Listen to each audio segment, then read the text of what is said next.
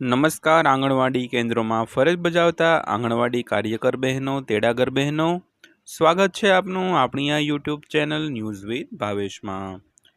તો બહેનો, હાઈકોર્ટના ચુકાદા બાદ આંગણવાડી બહેનો માટે મહિલા અને બાળ વિકાસ મંત્રાલયે લીધો છે એક મોટો નિર્ણય। તો હવે આંગણવાડી બહેનોને જલસા જ છે। તો બહેનો, વિડીયોમાં આપણે વિગતવાર વાત કરવાના છીએ, તો વિડીયો વિગતવાર જોઈ લેજો એટલે બધી જ માહિતી તમને વ્યવસ્થિત રીતે સમજાઈ જશે।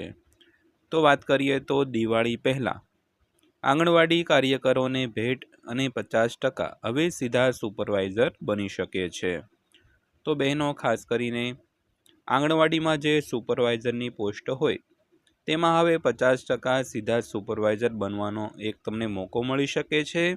તો સરકારે મિની આંગણવાડી કાર્યકરોને સુપરવાઇઝરના પદ પર બઢતી માટેનો 10% ક્વોટા 40%થી વધારીને 50% કર્યો છે અને તેને આંગણવાડી કાર્યકરોના પ્રમોશનમાં સામેલ કર્યો છે।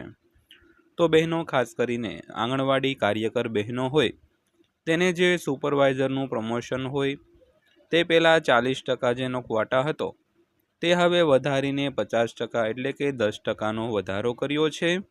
તો બહેનો, કયા રાજ્ય સરકારે આ વધારો જાહેર કર્યો છે તેની આજના વિડીયોમાં આપણે આગળ વાત કરશું, એટલે વિડીયો તમે ખાસ અંત સુધી જોઈ લેજો।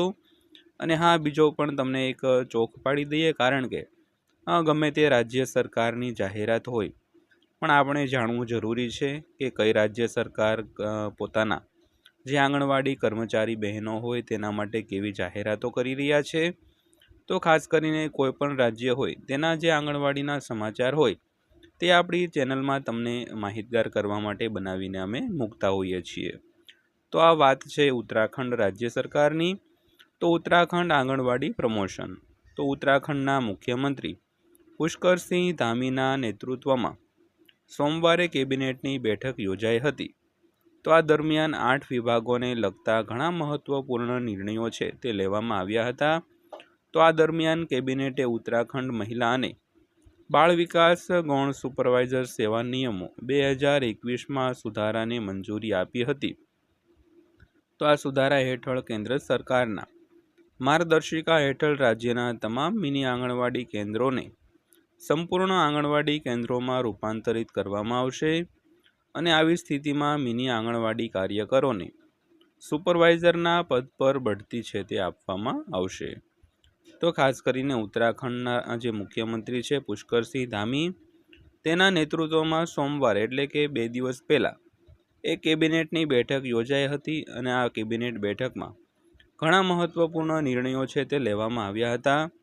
તો કેબિનેટે ઉત્તરાખંડ મહિલા અને બાળ વિકાસ ગૌણ સુપરવાઇઝર સેવાના જે નિયમો છે 2021ના તેમાં સુધારાને છે તે મંજૂરી આપી હતી અને આ સુધારા હેઠળ જે કેન્દ્ર સરકારના માર્ગદર્શિકા હેઠળ રાજ્યના તમામ મિની આંગણવાડી કેન્દ્રોને સંપૂર્ણ આંગણવાડી કેન્દ્રોમાં રૂપાંતરિત કરવામાં આવશે અને આવી સ્થિતિમાં મિની આંગણવાડી કાર્યકરોને સુપરવાઇઝરના પદ પર બઢતી પણ આપવામાં આવશે।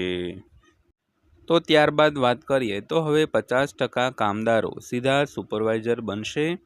તો સરકારે મિની આંગણવાડી કાર્યકરો માટે સુપરવાઇઝર પદ માટેનો 10% ક્વોટા 40%થી વધારીને 50% કર્યો છે। તો જેમાં આંગણવાડી કાર્યકરો માટેનો 10% ક્વોટા પણ સામેલ છે। તો આનો અર્થ એ થયો કે રાજ્યના 50% આંગણવાડી કાર્યકરો સીધા સુપરવાઇઝર બનશે। તો સરકારે દિવાળી પહેલાં આ મહત્વપૂર્ણ નિર્ણય છે તે લીધો છે। તો વિધાનસભાના પ્રસ્તાવિત વિસ્તારોમાં બાંધકામ કરવાની પણ પરવાનગી આપવામાં આવી છે। તો વધુમાં મંત્રીમંડળે રાયપુર અને આસપાસના વિસ્તારોમાં પ્રસ્તાવિત વિધાનસભા વિસ્તારોમાં નાના સુધારા કર્યા છે, જેનાથી આ વિસ્તારોમાં નાના મકાનો અને નાની દુકાનોના બાંધકામને મંજૂરી આપવામાં આવી છે। તો આ માટેના ધોરણો છે તે ગૃહ વિકાસ વિભાગ દ્વારા નક્કી કરવામાં આવ્યા છે। ત્યારબાદ વાત કરીએ તો આરોગ્ય વિભાગ માટે પણ મંજૂરી આપવામાં આવી છે। તો વધુમાં મંત્રીમંડળે તબીબી આરોગ્ય અને તબીબી શિક્ષણ વિભાગ હેઠળ કાર્યરત આરોગ્ય કાર્યકરો અને આરોગ્ય નિરીક્ષકો માટે સેવા નિયમોમાં સુધારાને મંજૂરી આપી છે અને આ નિયમો હવે આરોગ્ય કર્મચારીઓ અને આરોગ્ય નિરીક્ષકોને 5 વર્ષની સંતોષકારક સેવા પછી તેમના જીવનકાળમાં એકવાર સ્થાનથી બીજા સ્થાને ટ્રાન્સફર કરવાની મંજૂરી પણ આપે છે. તો નવા સ્થળે સ્થળાંતર થવા પર તેઓ તેમના નવા જિલ્લાના કેડરમાં સૌથી જુનિયર હશે.